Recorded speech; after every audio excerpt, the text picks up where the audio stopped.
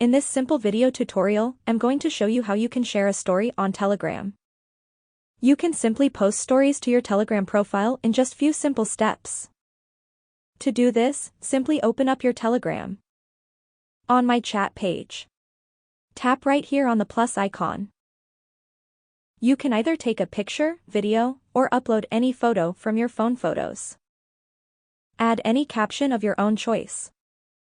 Tap right here to choose how long your story will be visible. Tap on Next and customize who can view your story. Then after, go ahead and upload your story to your Telegram. That's how easy it is to share stories to your Telegram account.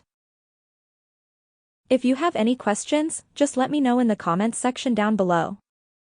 Please don't forget to leave a like, share and subscribe for more video tutorials like this one.